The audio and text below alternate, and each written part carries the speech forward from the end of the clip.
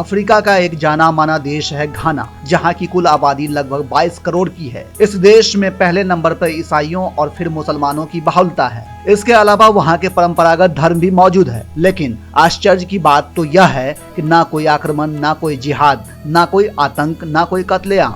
और 1947 तक जहां हिंदू धर्म के बारे में कोई जानता भी नहीं था, ऐसे अफ्रीकी देश घाना में भी हिंदू धर्म तेजी से पैर पसार रहा है और उसमें भी किसी भारतीय का शायद ही कोई योगदान है। इस विस्तार का मुख्य श्रेय इस्कॉन को जाता है, जिसने जगह जगह पर मंदिरों की स्थापना की। इसमें भी स्वामी घनानंद और स्वामी हरे कृष्ण जी की आध्यात्मिक कर्मठता सबसे महत्वपूर्ण है, जिन्होंने सनातन संस्कृति की सुवास से वहां के निवासियों को परिचित करवाया। इसमें प्रजापति ब्रह्मा कुमारी आश्रम का भी काफी योगदान है। लेकिन आज हम यहाँ आपको स्वामी घनानंद जी के बारे में बताएंगे।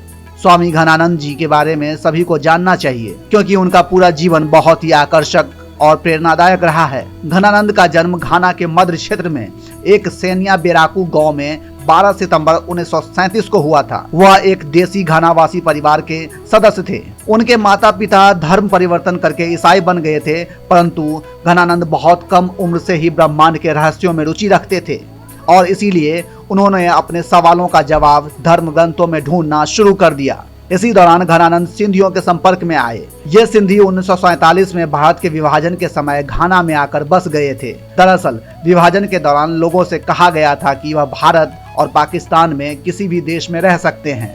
उस समय की हालात को देखते हुए हिंदू धर्म से संबंध रखने वाले सिंधी वंश के कुछ परिवारों ने न भारत को अपना देश माना और न पाकिस्तान को, अपितु वह सिंधी परिवार दक्षिण अफ्रीका के घाना देश चले गए थे। घनानंद की उम्र उस समय मात्र 10 वर्ष की थी। वह छोटी सी उम्र से ही हिंदू धर्म में रुचि लेने लगे थे।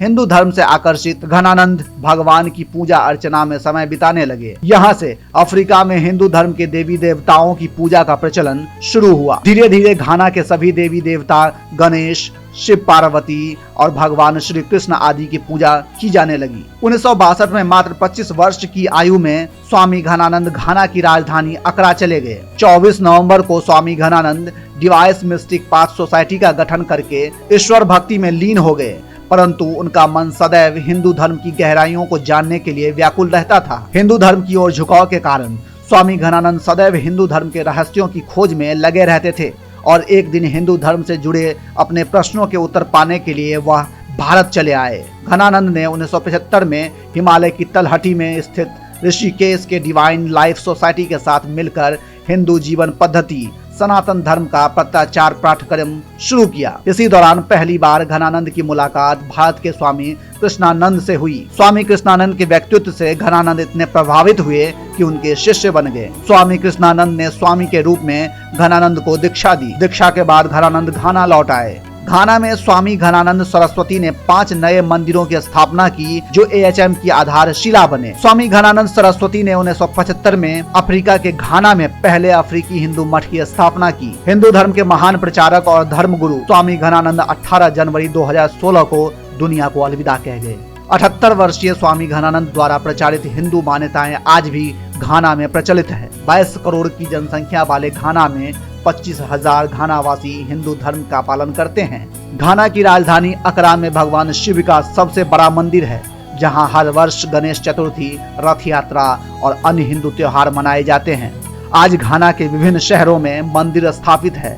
ये सब के सब आधुनिक मंदिर हैं। पर आश्चर्य की बात यह है कि अकरा नाम के शहर में एक प्राचीन गुफा में प्राचीन शिव मंदिर भी स्थित है, जो इस बात का प्रमाण है कि प्राचीन काल में जहाँ जहाँ भी मानव सभ्यताएं विकसित हुई, मानवता की सोच एक जैसी थी और यह भी संभव है कि भारतीय संस्कृति का विस्तार दिगंत तक रहा हो।